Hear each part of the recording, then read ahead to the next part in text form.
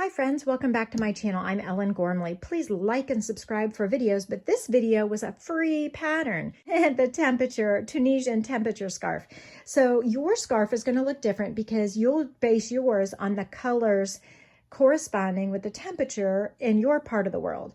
Now I went back to old calendars in the link in the description of this pattern and found the dates leading back to January 1st of where I live.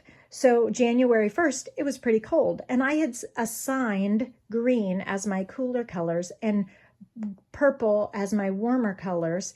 And you can see how as time went on from January, it progressively a little bit warmer and a little bit warmer and a little bit warmer. Now, because I was using worsted weight yarn and this rows are pretty big, you can see it started to get warmer here. I only got through April on my scarf because it was plenty long at that point. So this was, instead of a temperature for the full year, I did temperature for 4 months.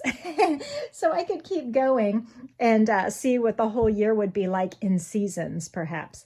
But anyway, I wanted to show you the edging of this scarf. So I had my Tunisian crochet stitch, the Tunisian wave stitch, a pretty easy pattern. So go look at it. But the first round I just did single crochet all the way around in the blue. You can pick whatever color you wish. I just thought I would use the scarf more likely if the blue was the main color. So I didn't even count the stitches, but essentially you should have one stitch for each row so that it is evenly spaced all the way around. I placed 3 single crochets in the corners when I turned the corner. The second round for this scarf is one of my favorites. You guys have seen this from me many times. It's just to slip stitch in a stitch and then chain 1. And you do that in every stitch all the way around, including the corners. So by slip stitching in a stitch and chaining 1, and I have the wrong hook. I have an H hook. I need a bigger hook for it to match. Slip stitch and chain 1, slip stitch and chain 1. It makes this itty bitty little rick-rack, this little zigzag finished off, and I love this stitch for fastening off and finishing off a project. It just feels finished. It feels more interesting than a flat stitch, but it's easy, and no matter what the multiple is, whether you've gotten it right or gotten it wrong, this stitch looks great on it.